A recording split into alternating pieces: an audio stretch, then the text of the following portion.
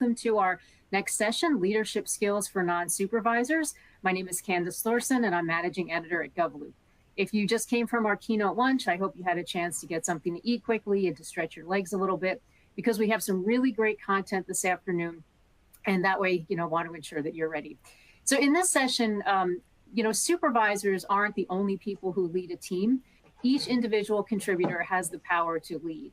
But what exactly does that look like on a practical level? So today we have an expert who's going to break down the leadership skills that every employee needs to succeed, no matter what seniority level they happen to be at. I have a few reminders, and you've probably heard these before, but if you're on Twitter, now called X, we'd love to know what you learned. So share your takeaways, please, using the hashtag NextGenGov.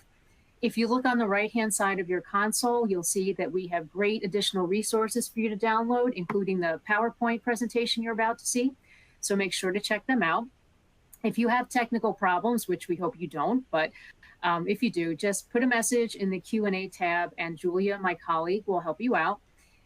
You can also use that Q&A portal to ask questions of our speaker, so drop them in whenever you want.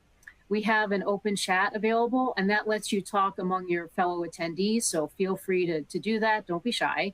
And if you miss some information or want to go over what we talk about today, don't worry about it, because just check your inbox tomorrow, and we're going to email you a link to the entire event on demand. And lastly, we are offering 1 CPE credit for participation today. So you need to do 3 things. First, make sure to stay and participate for this whole session.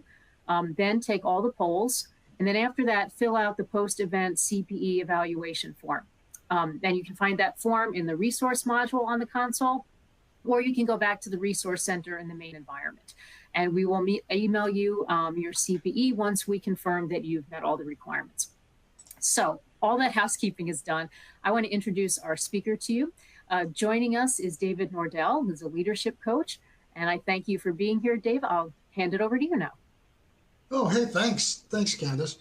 Hey, so I'm in Billings, Montana, so that everybody can get geographically kind of located. Candace and I were talking. It's a whopping 18 degrees this morning. Everything is solid ice. People are crashing into each other. It looks like a bad amusement park ride out there today.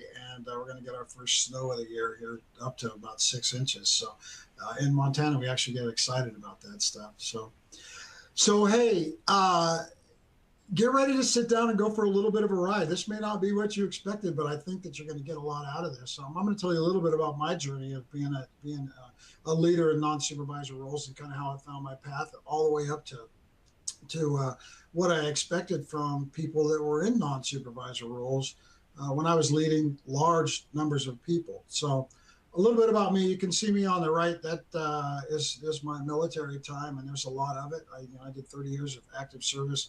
Started off as a medic, and as you can see, I'm a registered nurse and did emergency and shock trauma for years, to include combat tours involved with that.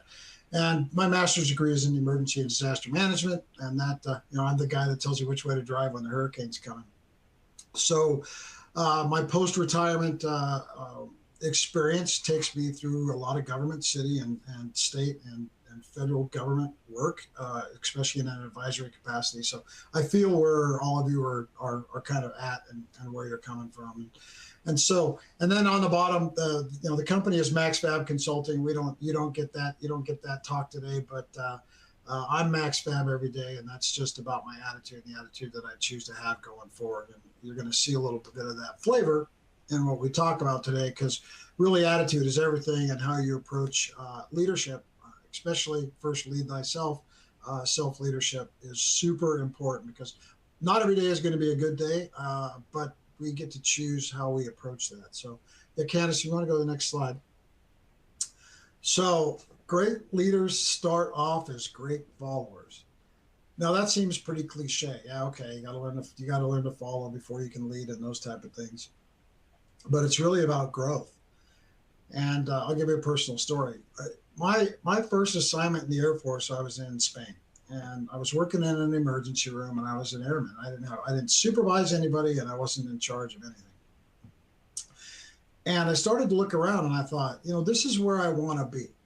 I had some people that I looked up to that were in senior leadership positions, but even the guy sitting next to me that was the quote unquote non-commissioned officer in charge for the day, whatever that was.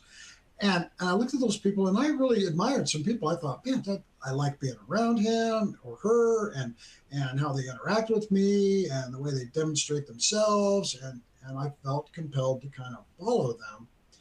And I thought, how do I get to be there? And so I started doing things. I started to emulate things without ever being told that I was going to supervise or ever knowing that I would ever be given the opportunity. The first thing that I did was I realized that the people that I didn't want to be like had a desk that is in the lower right-hand corner there. Okay. So for those of you that are potential leaders, if you have an environment that even looks remotely like this, your bosses are watching you. And so sometimes these subtle little signs and symptoms of how you manage yourself also speak to your potential. So just think about your environment and how you control that. We're going to cover more of that later. But ironically, I started picking up things as that young airman. And what I realized was I was leading myself to get myself ready to lead other people. Now, I didn't understand what leading people meant because it may be, leading other human beings in this world, short of raising children, might be the most important and highly responsible function that you carry out for the rest of your life. And that all starts with foundation. And quite frankly, if you can't lead yourself, then you can't lead others. And so I'm going to try and help you with that. Anyway, so through my journey as an airman, the joke got to be that I was the AIC. Remember I said non-commissioned officer in charge, or the NCOIC? They used to say I was the AIC because I started to do things and put myself in situations where I was making decisions in a leadership way. And so informal leadership, and hold that. This slide here is, if you look at all of the words in here, I'm sure that you probably have gravitated to one of them, even if it's one of the smaller words, and especially right now with what's going on in DC and in our other governments. If you look at this, you can probably identify with some of this. But I want you to see what the mix is. If you look at the mix, you have words like socialism in there, and then you have words like hypocrisy in there, and then you have words like honor in there, and then you have words like standards and virtue. You can probably pick out of here things that you would like to be good at, and you could probably pick out of here things that you would like to know more about. And then you would probably, if you take a full look at this really represents diversity, right? Diversity of thought and kind of where you're at. And you kind of have to navigate all of this as a leader, especially when you're leading yourself. So there's a couple words in there. Action is in there. Control is in there. And then citizens is another word that I like. So next slide. Okay, so this is a money slide. So if you look at the bottom, right-hand corner, some of you are clicking on this entry level thing, but that slide there is really indicative, kind of covers all of us, right? From subject matter expert all the way to high school student and everything else. And so just kind of figure out where you're at in there. And then I want to ask you a few questions, and we're going to get a little introspective here. And I hope that you type some stuff in the block, because I told Candace, if you ask questions in the middle of this, we'll stop and actually entertain that, because I want this to be interactive, because I'm going to give you space to be introspective and then space to go, yeah, I already know that. But when you're saying it to yourself, yeah, I already know that, or I already have one of those, just remember that there's probably, there's 10 of you, you may be only one or two that are a little bit advanced on this, because I'm going to give you some data before I go through this slide. Professional development. The average person in the United States starts leading other people, leading other humans. They have control over human environment, which is a huge responsibility, at the age of 30, on average. By the time that individual turns 39 years old, they get another job, and that job sounds something like director. So now they're leading humans that are leading other humans, leadership. And then by the age of 42, somebody says, you need some type of professional development. They don't get anything like what's happening right now. They don't get to consume anything like this until they're 42 years old. So for 12 years, they've been doing it by Braille. It's been a pickup game, and maybe they have some skills that are just natural to them or something that they learned from their families. But for the most part, it's a pickup game. Dave's hypothesis of that is that professional development is your responsibility first and not the responsibility of whatever institution you're attached to. If you sit around waiting to be professionally developed, you will be the mean on all of the phenomenons that I just laid out. So therefore, you have to figuratively and literally stick up for yourself and articulate your desires and your intentions. And if you think that you need something, you have to ask. Okay. So bottom left, ask the experts, and then the top it says, "Hello, I'm your mentor." So I think the next slide has some questions on there, Candace, and if we can work through that and see how. So take a minute, click the buttons here, and let's see where this lands, and we'll talk a little bit about building Sure. building. We're gonna off the results. We'll talk about how you build. Everybody should have a life team, but in your life team, you should have a leadership development team, and how do you put people on that team? Sure. So the question is, my leadership is active in developing me for the future. And so your options are, yes, they have a plan for me. B, it seems like a pickup game. C, no, there is no plan. And D, I love this one. Development plan? What's that? So we'll give you about a minute or so to answer the question. Just a reminder, this is one of the polls you need to take in order to get the CPE credit. But this is really interesting, because the other day I actually was having a conversation with a colleague, and she noticed an area where she thought she could be more supportive of the team if she happened to know a little bit more. So she is pursuing professional development that she's not being required to do, that I didn't even ask her to do, but that she saw an opportunity. And it's going to be great, and it proves that, she's a forward thinker and she's being supportive. And yeah, so that's a great opportunity for her as well as for the team. Yeah. And it stands out. Your supervisors remember that. Well, and they automatically see improvement, right? Your conversations change. Yeah. On even strategy, or how you're going to take on the next major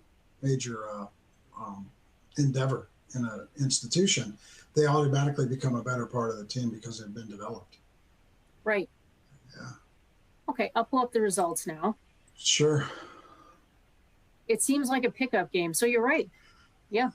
Yeah, I put that question in there specifically because I know we transect quite a few generations, but the average person on here, I think, is around probably their early 30s.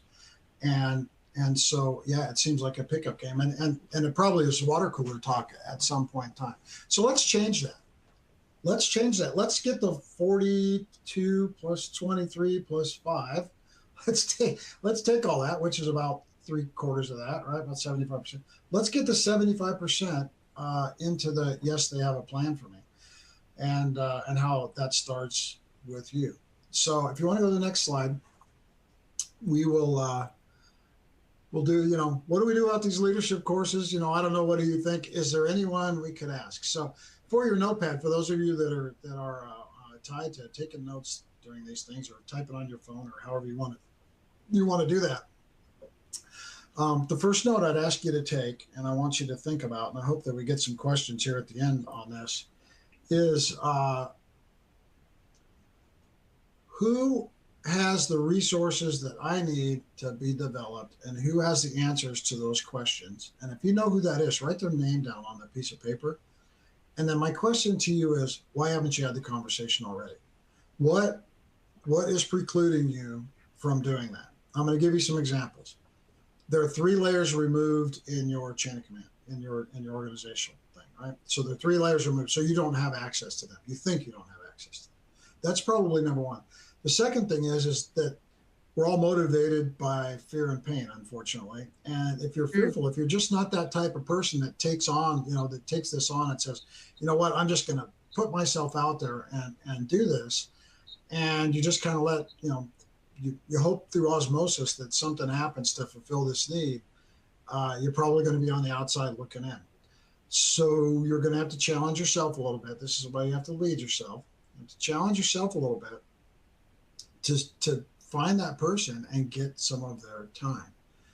You will probably find a really enjoyable situation with the 2 or 3 people that are between you and that person. If you do it properly, you'll probably find that those 2 or 3 people in between might start getting energized in your self-development when you tell them you want to talk to that person about self-development. They'll say, what am I, a chopped liver? And you'll say, no, but I've been here for 6 months. I've been here for a year. I've been here for 3 years, and I'm not getting any of this. And you're telling me in 8 months I'm going to have humans to lead, and I need some tools. Really basic stuff. So if you look at the last guy there, he's got the right question, right? Isn't there anyone we can ask? And I think you know who those people are. So put that nugget down, hang on to that as we go through this, because later on in the slides, I'm going to give you nuggets. And when I in the books I've written, I don't write books. I don't write 12 Whys, 7 Hows, or 15 Habits. I don't believe in that in leadership. Leadership is a personal journey that you have to experience, and in there is scars and pain and success and joy and some of the most satisfying moments you'll have in your life, and some of the most, stick a pencil in my eye. But foundationally, you own the environment. You get to create the environment for your leadership. So hang on to that. Hang on to that thought. We can let these 3 guys go, Candace. I like them. There you go. Yeah, I love cartoons. So next poll question: do you need a mentor? No, yes. I have a mentor who is a family member, and I have a mentor who is not a family member. I didn't even think about having a mentor who's a family member, except for personal things. I think a lot of people in their personal lives can think of somebody who, models behavior of some, in general. But I never really thought about that. And the reason that I put that's a great segue, because the reason that I put that question in there is because a lot of people stop at that because it's comfort. Remember, I talked about fear and pain. You're comfortable with a family member that you already have a relationship with, right? And sometimes it even turns into groupthink. And the family member wants to do right by you, but they don't want to hurt your feelings. And good mentors beat you up a little bit. Right? They hurt your feelings. They point out places where that you can improve, opportunities for you. The whole. I'm going to share a little bit of a story about a mentor of mine that I wrote about. It's a very simple story, but it has paid off tremendously from the minute that I got this little poke in the chest that was almost debilitating when he did it to today, and it was just a total gift. And I hung on to him for life, and he's still around. So that's great. Even not intentionally being mentors, but now that I think about it, there are people in my family who I admire, that how they've younger than me too, how they've progressed in their careers, or totally different careers than I ever would have, interests that I don't have and stuff, but just this, how their career trajectory has taken them. So I didn't even think about that. Yeah, I didn't even think about that. Okay, I'll pull up the result. Sure. So, nice. Yes, people think they need a mentor. Yeah. So if you look at, and I'm surprised that the family member thing is a little bit lower than I thought it would be. But if you look at, so 33%, 34% of you have mentors, 56% think that you need them. You need a mentor. So my question to you is, why don't you have a mentor? So let's talk a little bit about this. This is a deeper conversation. We could do mentorship for an hour. We could talk about mentorship for an hour. What mentorship is, what your expectations of a mentor should be, and then how to acquire a mentor, and then how to interact with a mentor. But here's how it usually starts. It's almost like a fantasy movie, like a cartoon movie. And the person, when the camera zooms in on the person, and then you get to see what their thoughts are. And the person's imagining themselves in this great space. And I think when it comes to mentorship, we do that. We go, gosh, I wish I had that person's time, or I'd really like to be like them, or man, I heard them speak for 15 minutes. I want to be around them like 15 minutes twice a week, and I want that time. And I speak at a thing here in Billings. It's called Leadership Billings, and it's all young leaders. Some are leading people, some are high potential people. They come from all different walks of life and professions. And from my talks, the brave ones out of these conferences, it's probably about 60 people per, 60, 65 people per. Every time I do one of those, I get one or two people that come up to me and say, do you have time for coffee? And my answer is always, absolutely. Well, some of these have turned into years. These are not people that I hear from every week, but I know when my phone rings or the text pops up and they say, hey, what are you doing? You have time for coffee. It's time to sit down and listen and to go through some of that stuff. So I promised you a story. So young Dave Nordel was a pretty high-speed guy. I told you that I was lead myself and put myself in situations that were a little bit unusual young. And I was in an organization that was brand new, doing brand new technology. In fact, I'll tell you what it was.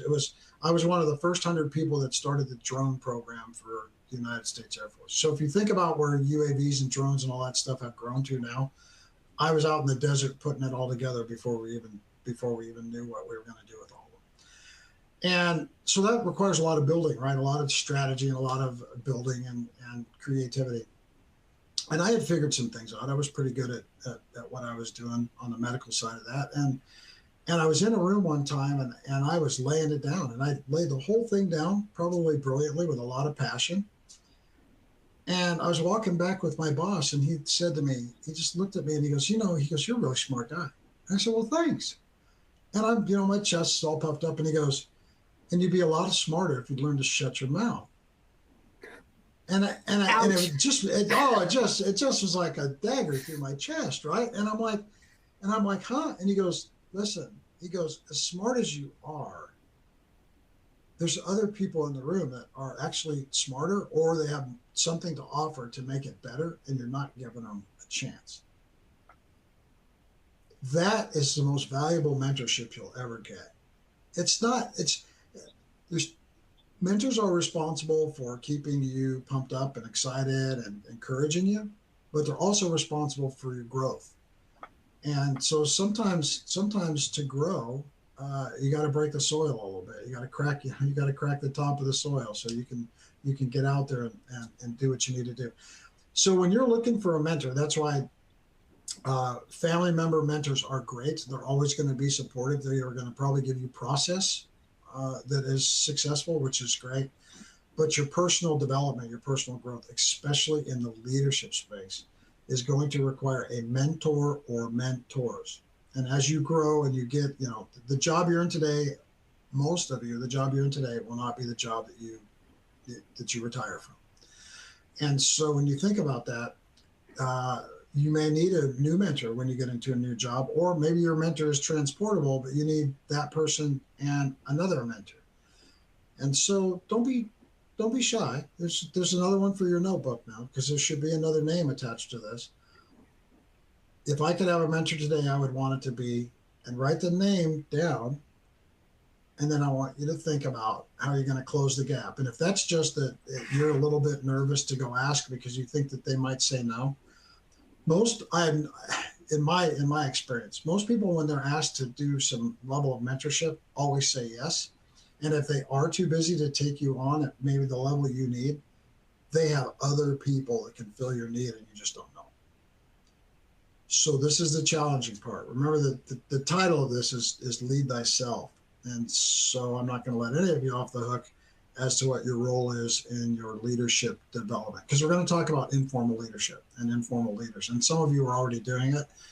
So I hope that I can make you a little more hyper aware when it comes to this, because some of us have jobs, especially technical jobs, which you may lead one person your whole life because you're in charge of a program or a process that doesn't require you to lead humans.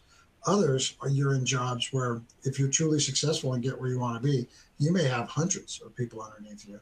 And so what you do today will directly affect that. And the habits that you build when you're not leading people are the habits that you're going to have when you lead people. So make sure that they're good habits.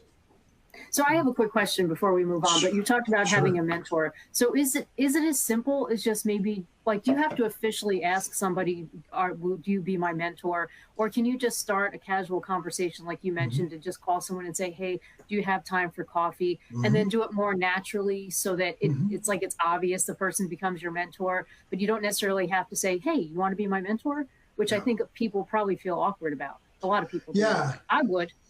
Um, Yeah. No, that's a great point. I guess, yeah, that's a great point. I would say most of my interactions start like that. Hey, do you have some time? I have a couple of questions I'd like to ask you one on one. And then what happens, Candace, is then now I'm out and they'll run into somebody they know. And when they introduce me to them, they say, this is my mentor. So then oh, cool. you kind of get anointed. Yeah. Then it is kind of cool. You go, oh, okay. Well, I guess we never formally talked about that. So no, it's a great point. Yeah, you Great. don't got to tap somebody on the shoulder and say, I want you to be a mentor. If we go back, I don't want you to go back on the slides, but if we go back to the whole, it seems like a pickup game. Mhm. Institutions that are focused on leadership development, especially for non-supervisors, so front end leadership, but leadership development through the continuum, have access to people in the institution that say, I'm here if somebody wants to talk to a senior leader for mentorship, no matter where they're at. And a lot of times those are buried so many clicks in the website, the company website, they're buried so many clicks under some HR thing, and it's not talked about regularly, that a lot of you Mm. you're already working in organizations that have some sort of ability to kind of bridge that to get a mentor. So you say, I'm a 30-year-old female that is I don't know, has a business administration degree, and I'm working on my MBA. And when I grow up, I want to be X, Y, and Z. And the organization already has somebody that's there to help you, to talk to you. And then you get to hire and fire your mentors and your development team as you see fit. So, but yeah, go check that out. So, That's great. absolutely, yeah. Ah, I love this. So what's leadership look like? And the reason this guy is probably uh, this guy is probably indicative of. I'll use the example. COVID did this to us. COVID squeezed people out of our society that just popped out, and all of a sudden you went, whoa. I mean, this is scary. We're dealing with this stuff, and that guy or gal has got their stuff squared away. That they're leading, they're making tough calls, they're doing the things I want to be, and you would have never known it. And I think Mm. COVID really made us sit up and go, wow, that's what leadership looks like. That You guy's remember on face looks like an emoji, by the way. His face my looks like an it emoji. could I'm sorry. it could I be love it. it, no no I no just the had to chart comment. Sorry. the chart's well done, and I'll bet you it took them 3 or 4 iterations on his shirt to figure out what the right shirt was for him to wear. But yeah, so some of the data that I've given you already on leadership is there, but I will tell you, I'm 58 years old, and I told you I had a 30-year military career, so you can do the math. And I will tell you that I think that we're a generation and a half removed from leadership being considered a hard skill and not a soft skill. And why I tell you that is I want you to be aware that our society right now, when you view leadership development, so here you are, you've bought off on everything I've said. You say, I'm going to go out there, I'm going to change the world, I'm going to take charge of my own stuff, I'm going to ask for a mentor, I'm going to ask for professional development. If I can't get professional development, I really, really want it. Like Candace said, I'm going to go look for some opportunities, free or otherwise, to start to do those things. Share that stuff with my boss. Be that airman in charge that I identified. But really, when you're aligning with institutions, you want to align with institutions that view leadership development at all levels as a hard skill. So I'm going to give you the company, and you guys are all going to fall out of your chair. When you rent a car from Enterprise Rent a Car, do you realize that everybody that you interact with, from anybody on the phone to the person that signs you in, to the person that walks you to the car, every single one of those people have an undergraduate degree? No, I did not True realize story. that. True story. part of the reason they're working at Enterprise Rental Car is because Enterprise Rental Car offers two things straight out of the gate, straight out of college: a living wage based on cost of living. So in the lower income areas, you're going to start off around just above $50,000 a year, and deliberately developed leadership and business training from the day you start with the company. And their whole goal is if we start 500 of you and we get 2 senior executives out of that 500, it's return on investment. And we are turning people with some sort of training and leadership abilities out into our communities, no matter what they do. So everybody wins. I didn't know that. That's fascinating. You know what, Candace? Every time I tell this story, nobody knows that. The next time you rent from, the next time I actually like to go to Enterprise just for this interaction, because I start off with, where did you go to college? And they'll tell me, they stand up straight. Sometimes they even have something on their body that represents that.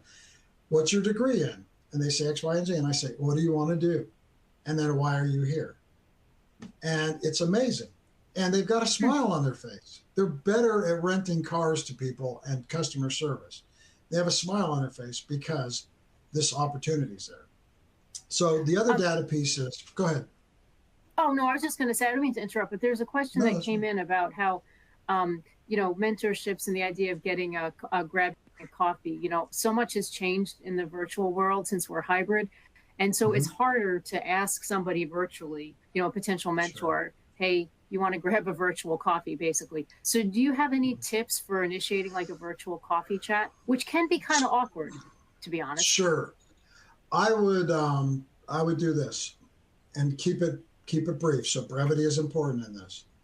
I would pick no more than 3 things that you're passionate about that you need to talk to somebody about. So that might be your development as a leader. It might be your financial status. It might be your future in the company, whatever it is. 3 things. And I would type it into some written correspondence backed up with a telephone call or a text that says, hey, I've sent you an email and I'd really appreciate your attention on this. And write the note out that says, and don't assume that the person knows as much about you as you think they might. And it says, I've been with the company now for 2 years. One of the things that I really desire are these 3 things. And I would really like to talk to you about how can I achieve these? And is there an opportunity for us to either meet virtually or, the next time I'm in town or whatever, make the meeting space, whatever's appropriate to do that, so that I can have a way ahead. What that does, Candace, is it leverages the human ego, right? And we all have one. And when we ask for help, the people, so I'm a nurse, right? And there's so much satisfaction in nursing because most people that you interact with need you. They need you. And when you when you enter their lives and you change them in a positive way, that's very, very, very satisfying. Well, when you engage people that have skills and things to offer, when you engage them and say, I need you, they are compelled 99 times out of 100 to interact with you. And I think that's very easy entry point. But you have to be able to articulate what you need. Saying, I need a mentor and I want to sit down, and then vomiting your whole life onto the table, everything, your challenges and your relationships and everything else that go along with it, that can be a bit of a turnoff. So get it focused and get it started that way, and then let it grow from there. Yeah, that's a great idea. So what does leadership look like? I know you know. So here's the next thing I'd like you to write down on your notes. What does leadership look like? And I want you to put the name of the person down that you think demonstrates leadership. Preferably not your mother or your father. I had an old boss of mine that read something that I had written, and he wrote me yesterday. And he goes, hey, remember when we did this, and this? He goes, was that leadership? And I said, absolutely. So I told him I'm going to write this story and I should tell it. But he's a great guy that's still trying to improve himself, and he led in the military for over 30 years, and the guy is still trying to refine the edges, which I totally appreciate. He'd be a great man. Go ahead. Oh, no, go ahead. I didn't mean to interrupt. No, please. No, I was just going to say that I can imagine how it's difficult because just, people have different strengths as leaders. So, I can see, I'm just like cycling through, and I've worked for a lot of really wonderful people, but there isn't necessarily one person who like wraps it up and is a perfect leader in all ways. People are really great leaders in this regard or in that regard. So I think it would be difficult for a lot of people to choose just one person. Correct. Yeah. So in that vein, I appreciate that. So in that vein, most people navigate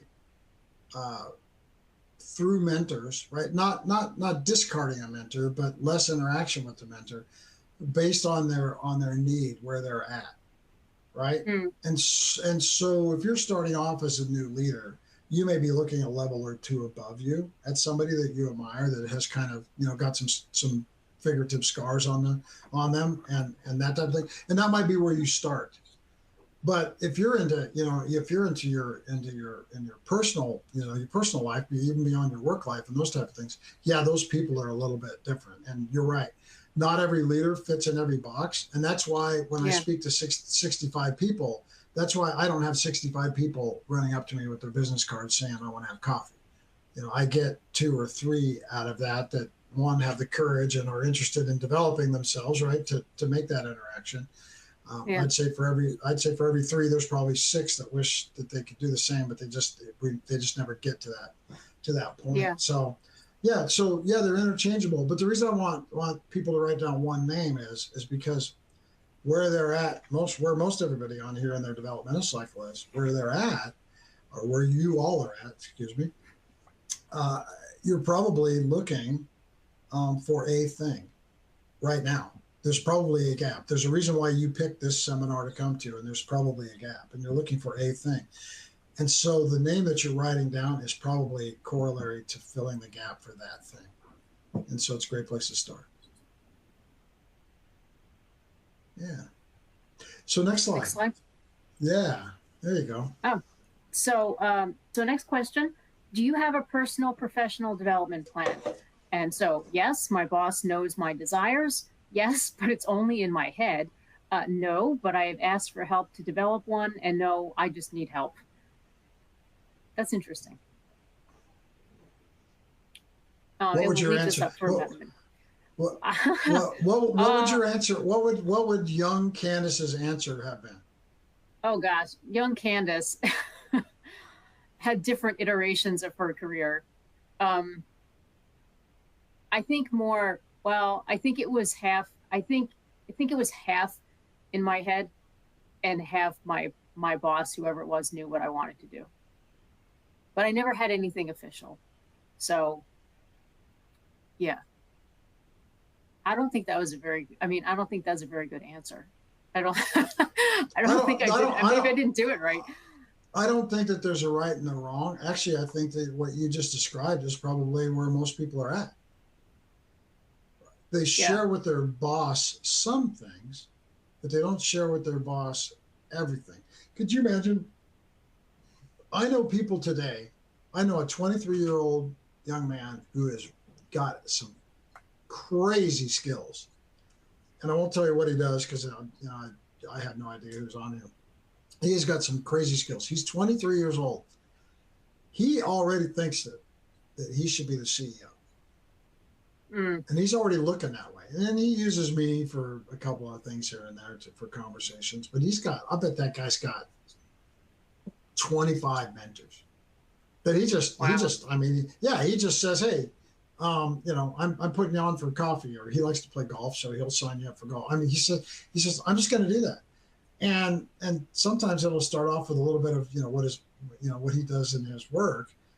But yeah, it'll always digress to, hey, let me throw this out there. And I know that he's asked 7 other people the same question, which is amazing. But he's not ready to be the CEO. Could you imagine if he said to his boss, well, I think I should be the CEO. I want to be the CEO. That creates some barriers with some people, right?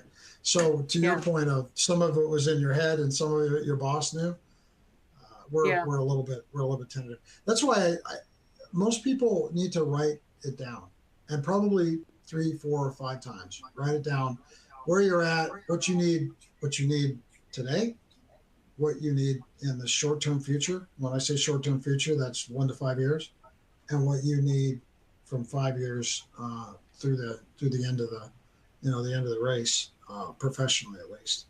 And how does that work? And then when you write something down, don't look at it and say they need to do this for me. Look at what your part is in it, what you need to get done, and when you get that done, then you can move the plan over, to the helping person or agency or whatever that is. Yeah. Mm-hmm. I'll pull up the results. What they say? Most people do have a professional development plan, and their boss knows about it. So, or at the very least, they have something in their head. So actually, that's quite good. 22% basically need help in general, don't have one. Right. But not bad. No, I think this is good. I guess now that I have the answer to this question, the follow-on question is, are you executing the plan? Right? So writing the plan down and actually 3-dimensionalizing it and having it happen, that would be the follow-on question. I don't have that built in here, but that's interesting. So I will leave that out to you all to ask yourself that question. Especially for the 46% that says my boss knows my desires, the follow-on question would be: is your boss helping you meet your goals? And then the answer to that question should compel you for what your next action item is, and that's an interaction of, hey, we wrote all this down. When do we start? I can't. Hey, we're at the fair. Where's my ride tickets? I need my ride tickets. I want to get on the ride. So right. Okay.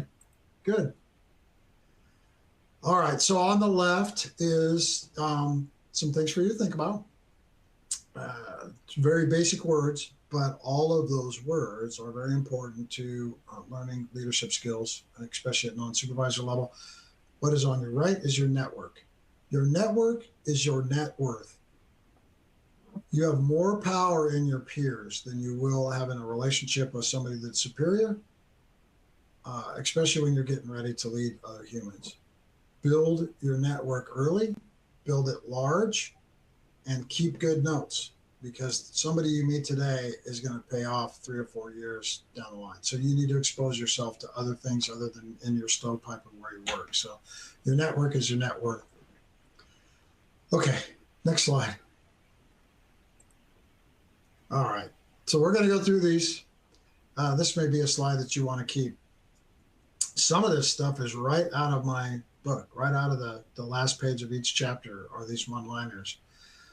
But I will tell you, remember I told you that the skills and the habits that you develop today, all the way back to the first slide with the messy desk, the skills and the habits that you build today are going to be what you take with you as a leader. Okay? If you look at the third block over on the top, you're always on display. You're always on display, even now. So don't walk by the small things. It's an opportunity for growth. I call those orphans. In institutions, we have things that are mundane and they're yucky, but they're necessary for the whole thing to work and operate. Don't run away from that stuff. Sometimes having the knowledge on how those things work actually leads to making you a better leader. We all have values, our personal values, and we all have ethics, our personal ethics. Make sure that you're walking the talk. Make sure that they're 3-dimensional. One of the reasons that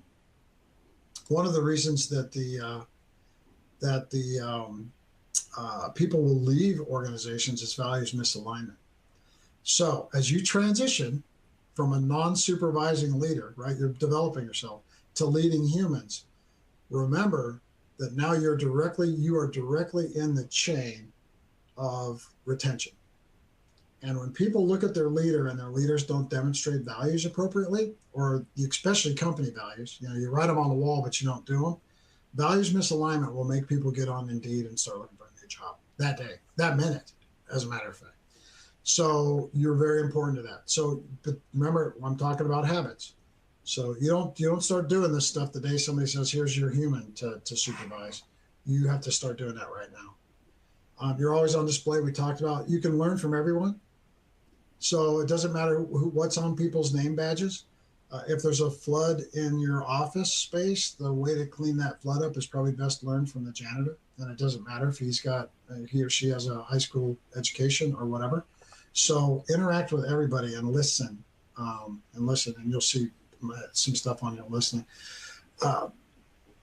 Be clear and communicate often and responsibly. So just make sure, there's two types of communication in this world, not enough and too much. I tend to lean towards too much because not enough just leaves things out. I just did a speech for a bunch of public relations people, and I said that in the room, and they all looked at me like I was, crazy. And I said, no, it's true. I said, and you have to pick. So just make sure that you're communicating responsibly, because what you say becomes you. Be fair and stay unbiased. We all have bias. We bring them into all of our situations, and bias is usually the first thing to shut down listening and learning. And quite frankly, this is a skill that you need to start working on now when you're sitting in rooms. So I had a great boss one time that said, if you ever walk into a room and everybody's talking about something and you think everybody in the room is extremely stupid and they don't understand what's going on, it's time to get up, leave the room, and go look in the mirror, because it's probably you and not them. And so just make sure that you stay unbiased. Let people be who they are, demonstrate their values and their ethics and those type of things, and get a feel for that. Fighting for feedback. So this whole thing has kind of been fighting for feedback, up, down, and sideways. And what I mean by that is when you go home and you figuratively or literally throw your hat against the wall and your arms up in the air and you start talking to your loved one about some catastrophe during the day that's related to some human that did something to you that kind of knocked you sideways. Is that where it stops? Or do you go take the hard conversations on, ask for the feedback, figure out why they're upset or why there was a disconnect? You'll be happier and healthier physically and emotionally if you do that. Because the emotions that you demonstrate in a leadership position, which is a habit that you already have emotions. Some of you probably get angry easier. Some of you probably come to tears easier, those kind of things. I think all those emotions are necessary because we're humans, but the way you demonstrate those as a leader will lend to your credibility and your stability as a leader forever. And sometimes when you get some of that stuff wrong, you may not recover from it. Trust me, in combat environment, that's always present. This failure thing, we talked about this is fear and pain. It's okay to fail. If you're failing, you're trying. And if you're trying, it means you're growing. And if you're growing, then you're probably in the right space. And nobody said that growth was comfortable. There's a literal thing called growing pains, and maybe some of us remember when we had them. And so it's the same in this leadership journey. And it starts early. So make sure that you're putting yourself in situations that fertilize yourself well so that you can grow strong. Okay. We actually have a question, Sure. if you want to. If the expectation is to lead, yet the supervisor inserts themselves continuously and takes the lead without giving anyone the opportunity, how can you learn to be an effective leader? So how can someone address this with the supervisor? So, you're Sure. supposed to have the opportunity to lead, but basically your boss just doesn't let you, Right. inadvertently or Right. intentionally. Right. Tough conversation. That boss probably should have had some of this prior to leading you. So there probably is a gap. The reason that we're usually in the leadership position that we're in is because we were really good at the position that we left, right? So it's this phenomenon of, boy, you are the best widget maker in the company. I'm going to let you manage this whole widget making department, and you fail, right? Because your aptitude is in widget making, not management. But we think that the two correlate. And a lot of times when leaders get into positions where they're not fully prepared for it, or they're just not the person, at least for that area, they're just not the person to lead. What they do is they tend to digress back to where they feel comfortable. And where they feel comfortable is where they came from because they're an expert in that. So you're probably experiencing some of this. What you have to do is you have to go have the critical conversation with them that says, I know that you're probably still better at this job than I am, but you have got to let me do it. I'm following you. Tell me what needs to be done and let me do it. If I goof up, I need your support so that I can get better. But you can't just be here and doing it because as long as you continue to do that, we're both redundant. And that's not fair. Now that sounds really easy for Dave to say that. It's harder to take it on with your boss. But if your boss does not know how their actions make you feel, then you are missing out on taking care of yourself. And so lead thyself. And so you have to speak up for yourself.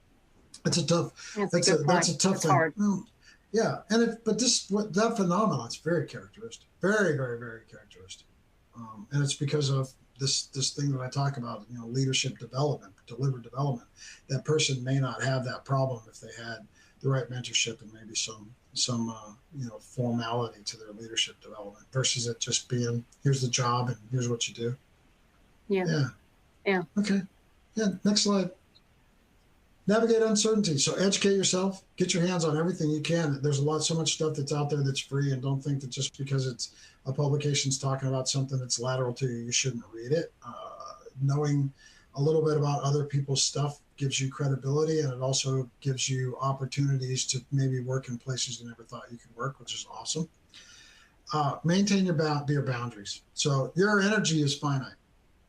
And you can't be flying all over getting into a million different spaces. You need to stay focused on what you need, stay focused on your development, control the environment that you're in, make it the best environment that you can make it. And then your desk will stick out versus one way or another. It'll stick out like the first desk, or it'll stick out like the right desk. And so maintain your boundaries, because if you're flying around in other people's stuff and just grabbing at a whole bunch of things thinking that more is better, you'll find out that bleeds off your energy and you're not focused in the right spaces. Personal wellness is a must. I'm a big fan of what you consume, you are mentally and physically. And so, 3 glasses of wine every night after work is not stress management. That's huge. Exercise and rest are real things, and you need to do those to prepare yourself for these difficult conversations in time, and to put you, as best on your game, especially when you have to really conjure up good listening skills and communicate effectively. Control your space, we kind of talked about, and then manage your resources. Potential leaders get a lot of attention from their leaders as far as development when they see that you can manage what's yours. And that's right down to, I'm going to be old now, it's right down to the stapler on your desk. If I ask to borrow your stapler and it doesn't have staples in it, it's a head scratcher to me, right? Did you not have time to put staples in it? Do you not care? Do you not use a stapler? Even though those type of things. So just an example, manage your resources, manage them effectively, treat everything like it's yours, and you'll find out that you will create that habit that is extremely necessary for your success as a future leader. Okay, next slide. I put this up here because I like this slide. I recommend that maybe you just steal it just for the bolded out words, maybe not so much the words underneath. But if you look at building communities and working with others and exploring identity and changing the world, there's a lot of self-leadership in there, but there's also what you want to be and where you go. And I think that these words are really, really good things. Now, we've talked a lot about this, right? Curiosity, right? And exploring your curiosity, inclusion and optimism and celebration. If there's anybody that's terrible at celebrating, it's Dave. And so, because I always tend to press through to the next challenge. And so I keep people around me that like to have ice cream parties and stuff like that. And there's value in all of that. So celebrate yourself and celebrate your environment. Communication, empowering others, empathy. Empathy is huge. Empathy starts with listening, but empathy also starts with sitting down when you're a little off kilter and trying to put yourself in the other person's situation at a level that you can maybe come up with a solution to a problem because you've just kind of tried to look at it from a different angle. Collaboration, I talked to you about. Your network is your net worth there. Values we talked about. Courage, it's all through this. And then resilience is, about taking care of yourself. And then diplomacy, right? And Candace, I think what you were talking about when you were saying you just can't go up and tell somebody you want them to be your mentor. There's a certain Yeah. level of diplomacy on how you do that. Or if you want access to somebody that's 2 or 3 levels above you, there's a diplomatic way to go about that. And then make an impact. I told my kids when they were growing up the only thing I expected from them from that day until the rest of their life is just to make one change in a positive way every day. It doesn't have to be huge, just one change in a positive way every day. If you do that in your self-development with your leadership and your deliberate development of making a good manager, boss, supervisor, leader, those type of things, if you just make one positive change every day, you'll be surprised how quickly that all adds up. So it's a great slide. I love that. I never thought about that, to make one positive change, even if it's small. Huh. Even if it's the tiniest thing, just the tiniest thing. It's two pages in a book. Yeah. That's great. So yeah, if you ask my oldest kid's 30, youngest is 28, and if you ask them, tell me one thing about your dad, that's the one thing that they would say. So that's awesome. Yeah. Now, if you said, tell me one bad thing about your dad, there'd probably be multiple, but no, I'm just kidding. It's all good. So if I was to print something off and stick it in my cubicle, it would be this slide, because there's something in there for you every day, or it's just a take a break slide, especially when you have some adversity, because in here there's some thing to do to help you grow. Yeah. Okay. Excellent. Next slide. This is the one, right? Servant leadership. So here's where I want to talk to you a little bit about informal leadership. This is just a fun slide that just kind of gives you, a basic overview of being the Scrum Master, right? And being a servant leader, and taking care of other people, and just being you. And if you look on the bottom, courage, commitment, and focus. I think we've kind of covered all of that. So this is a fun slide. This is probably a Candace slide. Candace, this is kind of probably, you said you like cartoons and stuff like this. This is probably in there. And I love this slide, because this is about servant leadership. And I think if you go to the next slide, we're going to talk, there's some stuff on there about informal leadership. Here's Dave's nuggets. Nobody cares how much you know until they know how much you care about them. And it does not matter if you're leading or not. And people know when you're genuine. And the foundation to leading other humans is the fact that those humans know that you care about them first and foremost. And you have to figure that out. And that requires a relationship. Yeah. Everybody has a story. Everybody has a story. Before you all came on, Candace and I went from New Jersey to New York, and almost not upstate, to Portuguese heritage, and why my last name is why it is, and where I grew up. We covered a lot of stuff. And what's in Billings, Montana. That's right. We covered a lot of stuff in the short amount of time that we had, because everybody has a story, and we know each other better now, and you formulate a little bit of respect for who we are and where we come from. So take the time to know people's story, know your mentor's story, know your story, share your story, and then find out other people's. It enriches you and it grows you. It's actually a leadership necessity. You have to have that. It's tools that you have to have. When you let people talk about themselves, you will not believe the amount of respect that you get from them, and it's all free. No policies or procedures required. Informal leadership is powerful. Informal leadership is this, and this is why I put this at the end, because in theory, you could make this whole talk about informal leadership. Informal leadership is this, and I've already talked about all of it. What you are today, the habits that you form today, are noticed. People are watching you, and they already see leadership traits in you, or lack of leadership traits. People invest in things that they see are going to give them a return on investment. You don't buy bad stocks, you buy good stocks. You don't buy companies, you don't buy stocks in companies that are doing poorly, you buy stocks in companies that are doing well. You are a stock. What does your quarterly report say? And some of this is by how you lead and how you lead up, right? That diplomacy piece. How do you tell your boss that he's got a gap or she has a gap or that they need to do something differently? How do you do that? When you figure that out and you're leading up, your boss will actually look at you and go, oh, okay, doing a little leading up here. And they actually appreciate that. I went from like my last job in the Air Force was like 10,000 humans, and now I have really one human in my life that I'm leading. And I told her the other day, I need you to stop asking and I need you to start telling based on our relationship. Boy, she cranked out an email 2 days ago and I'm glad she trusted me enough to do it, that a lot of people could have taken as offensive because it just blew open a bunch of gaps. I so appreciated it for her doing that. And that's just informal leadership because we can be led from any direction. The only luck you need is when there's no plan. We've talked about it in here. Have a plan and then make sure the plan's being executed. Okay? Don't leadership development either being directed towards you or your responsibility to your own development requires a plan. Make your plan, carry it out. Find an appointed mentor we talked about, and don't wait for somebody to teach you. Find your way, ask for help, and ask questions. So inquisitive. And then the last block, I think, is key to the whole shooting match is learn to listen and listen to learn. And that requires the use of a communication skill that is way underdeveloped. And I think that's it, right, Candace? We can go to Q&A. Yeah. Yeah, we actually are over time, unfortunately.